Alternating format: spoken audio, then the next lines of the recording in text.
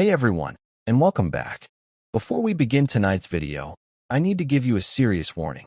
What you're about to hear comes from healthcare professionals who have dedicated their lives to saving others. These aren't fictional tales or urban legends. These are real experiences from real medical workers during their night shifts. Hospitals at night are different places. The lights are dimmed, the hallways echo, and there's a thin line between life and death that becomes much more apparent when the world outside goes quiet. For the nurses, doctors, and support staff who work these shifts, that line sometimes blurs in ways they never expected. The four stories I'm sharing tonight come from medical professionals across different hospitals, different states, but they all share one thing in common. They experienced something during their night shift that they still can't explain. These healthcare workers reached out to me not for attention, but because they needed someone to believe them. They needed to share what they witnessed in places where death and healing exist side by side. So dim the lights, and prepare yourself for four true horror stories from hospital night shifts. Mile marker 247. Interstate 80, Nevada. The loneliest stretch of highway in America. That's where Marcus Chen realized he was driving in a loop that shouldn't exist. A loop he couldn't escape from. A loop that was slowly filling with other trucks that had no drivers. Marcus Chen had been driving long haul for 19 years. 19 years of cross-country runs, overnight drives, and every kind of weather condition you can imagine. He'd driven through blizzards in Wyoming, sandstorms in Arizona, and fog so thick in Tennessee you couldn't see your own hood. But nothing, and I mean nothing, prepared him for what happened on Interstate 80 through Nevada on a Tuesday night last October. Marcus was hauling electronics from Sacramento to Denver. Standard route. He'd done it probably 50 times. The Nevada stretch is brutal. Hours and hours of empty desert. No cell service. Minimal traffic. Just you and the endless black highway stretching ahead. It was around 2:47 a.m. when Marcus noticed something odd. He passed mile marker 247. Standard highway mile marker, nothing special about it. He'd probably passed 1,000 just like it that night. But about 5 minutes later, he passed mile marker 247 again. Now, Marcus's first thought was that he'd gotten turned around somehow. Maybe he'd taken a wrong exit, looped back without realizing it. Except, there hadn't been any exits. He'd been driving straight for the past hour. He checked his GPS. It showed him heading east on I-80, exactly where he should be. Moving forward. 5 minutes later, he passed mile marker 247 for the third time. Marcus grabbed his CB radio. Breaker 19, this is West Coast Marcus. Anyone else running eastbound on 80 through Nevada? I got something weird happening here. Static. Just static. Which was strange, because even on empty highways, there's usually someone on the CB. He tried again. Any drivers out there? Come on, somebody talk to me. But when she looked at the monitor, it was displaying a steady heart rhythm. Not the flat line you'd expect from a disconnected machine, but the regular rhythm of someone sleeping peacefully. Linda checked the leads. They weren't connected to anything. The monitor was receiving a signal, but there was no source. She unplugged the machine from the wall. The rhythm continued, powered by the backup battery that shouldn't have been active. Linda stood there staring at the monitor, watching the steady heartbeat pattern that looked exactly like Mr. Chen's normal sleeping rhythm from the weeks she'd cared for him. Then the call light above the bed turned on. In an empty room, with no patient, the call light was requesting a nurse. Linda's training kicked in. She pressed the call button to respond and said, "This is Linda. How can I help you?" Silence. She tried again. "Hello? This is your nurse. Did you press the call button?" Then, through the intercom, she heard a voice she recognized. Weak, but unmistakably Mr. Chen's voice. "Linda? Could you please turn down the lights? They're too bright." Linda felt her blood go cold. She looked around the room. Only the standard overnight lighting was on, the same dim level maintained in all empty rooms. "Mr. Chen," she whispered, "thank you for taking such good care of me." The voice continued through the intercom. "I wanted to make sure you knew. I'm comfortable now. The pain is gone."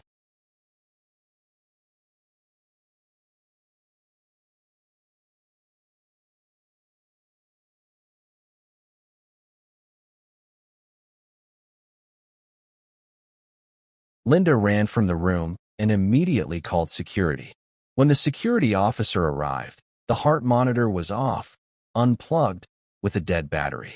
The call light was inactive. The intercom showed no record of recent communication. But Linda wasn't finished with room 237. 2 days later, the room was assigned to a new patient, a middle-aged woman recovering from a stroke. Linda wasn't assigned to that room, but around 2 a.m., she saw the call light for 237 activate. The nurse assigned to that room was busy with another patient, so Linda responded. When she entered the room, the stroke patient was sleeping peacefully, but the woman's daughter, who had been dozing in the bedside chair, was wide awake and looked terrified. "Did you hear that?" the daughter whispered to Linda. "Hear what?" "Someone was talking to my mother." A man's voice. He was telling her that the nurses here are wonderful, that they'll take good care of her. But there's no one else in the room.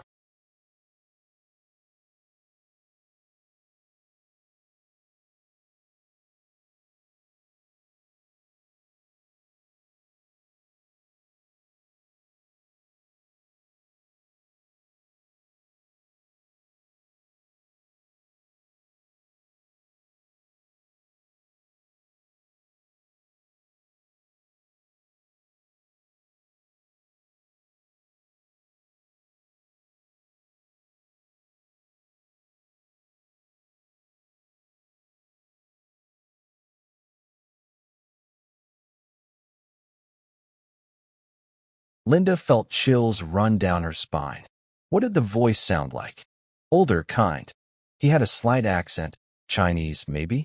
He kept saying Linda will take good care of you. Linda is the best nurse here. Linda had never introduced herself to this patient or her family. Her name wasn't on the door or visible anywhere in the room. Over the following months, Linda heard similar reports from families of patients assigned to room 237. A kind, elderly man's voice offering comfort and reassuring them about the quality of care they would receive.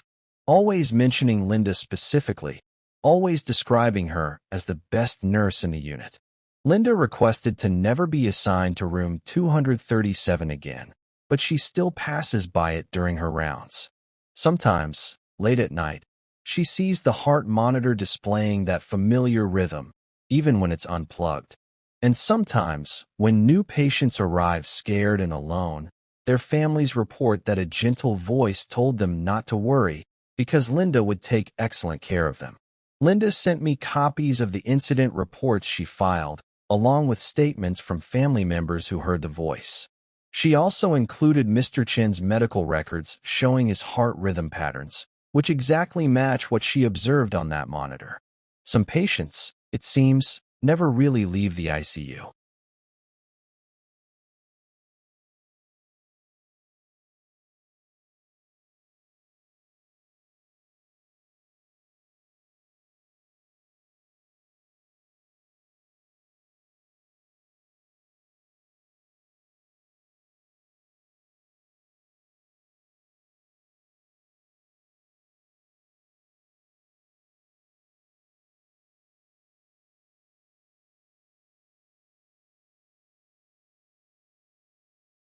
This next story comes from Marcus, who worked as a night orderly at a regional medical center in Pennsylvania. Marcus's job involved transporting patients, moving equipment, and handling various tasks that kept the hospital running during overnight hours. The medical center was a 7-story building, with patient floors on levels 2 through 6. The basement housed the morgue, storage, and mechanical systems. The 7th floor was administrative offices, mostly empty at night. Marcus had been working nights for about 8 months when he started noticing something odd about elevator number 3. The hospital had 4 elevators, but elevator 3 had developed a peculiar habit. During night shifts, it would frequently stop at the 7th floor on its own, despite no one calling for it. The doors would remain open for exactly 30 seconds, then close and return to whatever floor it had been summoned to. Marcus initially assumed it was a mechanical issue and reported it to maintenance several times. The technicians could never find anything wrong with it. The elevator functioned perfectly during the day. The problem only occurred during night shifts, typically between midnight and 4 a.m. After a few weeks of this, Marcus started paying closer attention to Elevator 3's behavior. He noticed that it didn't stop at the 7th floor randomly. It only happened when the elevator was transporting patients who had died during the night shift. When Marcus was moving a deceased patient from a room to the morgue, Elevator 3 would make its unauthorized stop at the 7th floor. When he was transporting living patients or equipment, the elevator functioned normally.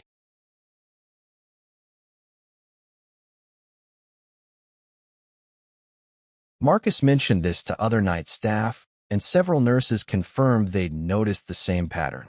But everyone just wrote it off as a coincidence or a quirky mechanical issue. That changed on a Thursday night in February. Marcus was transporting Mrs. Rodriguez, an elderly patient who had passed away from complications following heart surgery. As usual, when he pressed the basement button to take her to the morgue, the elevator stopped at the 7th floor. But this time, when the doors opened, Marcus saw someone standing in the hallway. It was an elderly man in a hospital gown, standing with his back to the elevator. Marcus called out, "Sir, are you okay? You shouldn't be up here at night." The man turned around, and Marcus immediately recognized him. It was Mr. Patterson, a patient who had died 3 weeks earlier. Marcus had transported Mr. Patterson's body to the morgue himself. Mr. Patterson looked exactly as he had in life, but there was something different about his appearance. He seemed clearer somehow, more present than the frail, sick man Marcus remembered from his final days. "Thank you for being so gentle with us," Mr. Patterson said. "We appreciate the dignity you show." Marcus stood frozen in the elevator, unsure if he was hallucinating or having some kind of breakdown. But Mrs. Rodriguez's body was right there beside him, and this was definitely happening. Marcus managed to ask. Mr. Patterson smiled and gestured down the hallway. For the first time, Marcus looked beyond Mr. Patterson and saw others. Dozens of people in hospital gowns, all ages, all standing peacefully in the 7th floor hallway. Marcus recognized several faces, patients he had transported to the morgue over the previous months. "We wait here," Mr. Patterson explained. "Before we move on. It's peaceful on the 7th floor. Quiet. And we wanted to thank the people who cared for us." The elevator doors began to close. Marcus reached for the button to hold them open, but Mr. Patterson held up his hand. "Take care of Mrs. Rodriguez," he said. "She's ready to join us now. And Marcus, thank you for treating us like people, not just bodies. That means more than you know." The doors closed, and the elevator continued to the basement. Marcus completed his task in the morgue, but he couldn't stop thinking about what he'd seen. When he returned upstairs, he immediately took Elevator 3 to the 7th floor to investigate. The hallway was empty and dark, but it didn't feel empty, if that makes sense. It felt inhabited. Marcus started asking other night staff about the 7th floor. What he learned made his experience even more unsettling. The 7th floor had originally been patient rooms when the hospital first opened in 1965. But in 1978, following a series of unexplained deaths and patients' complaints about disturbing presences, the entire floor was converted to administrative use. The deaths had all occurred in room 717, always during night shifts, always involving patients who were expected to recover. No medical explanation was ever found for these deaths, but they stopped completely once patient care was moved away from the 7th floor. Room 717 was now used for storage, but Marcus learned from security that the motion sensors in that room activated frequently during night shifts, despite no one having access to it. Sarah ran back to the ambulance, where David was already starting the engine. They transported Tyler to the trauma center, and he survived after extensive surgery. Later, Sarah researched the area and found articles about Emily Patterson, age 24, who had died in a single-vehicle accident on Route 219 in March 2019. Her car had gone off the road at mile marker 46 and wasn't discovered for 3 days despite extensive search efforts. Sarah also discovered something that gave her chills. Over the past 3 years, there had been 6 serious accidents on that stretch of Route 219. All 6 victims had been found quickly by first responders, despite being far from the road in difficult terrain. And in every case, the first responders reported being guided to the scene by a helpful young woman who then disappeared before they could get her statement. Sarah provided me with Tyler's patient care report, news articles about Emily Patterson's death, and statements from other EMTs who had experienced the same phenomenon on Route 219. Sometimes, it seems, the urge to help others doesn't end with death.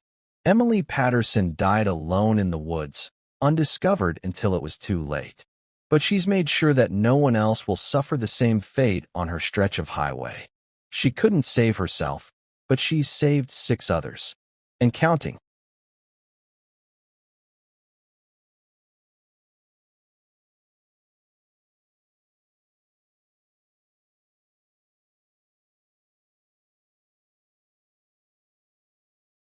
Last I heard, it's still out there somewhere, rusted hulk on the side of Route 50.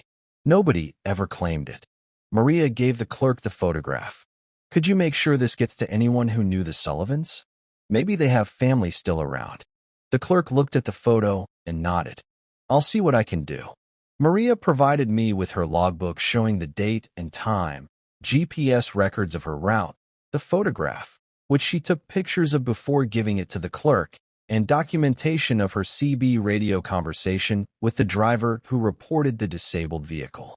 She also sent me the news article from 1996 about Robert Sullivan's death and his daughter Sarah, who died of leukemia 4 days after her father's body was found.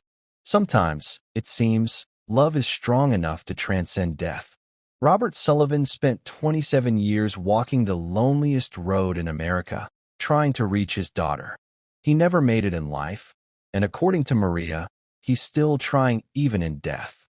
But Maria hopes that by delivering that photograph, she helped Robert's spirit find some peace. Maybe knowing that someone remembered him and his daughter was enough to let him finally rest. The lonely roads of America carry more than just freight. Sometimes they carry the hopes and regrets of those who died trying to reach someone they loved.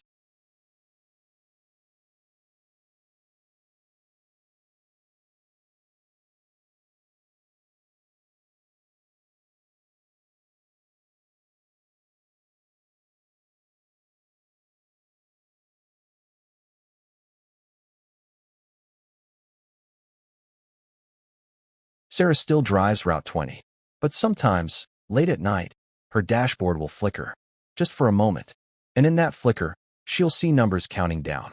She doesn't know if they're warnings or memories. She doesn't know if they're from the future or from a past that never quite happened. She just knows that when the highway wants to tell you something, you should probably listen. Sarah got a warning. She had 3 days to change her fate.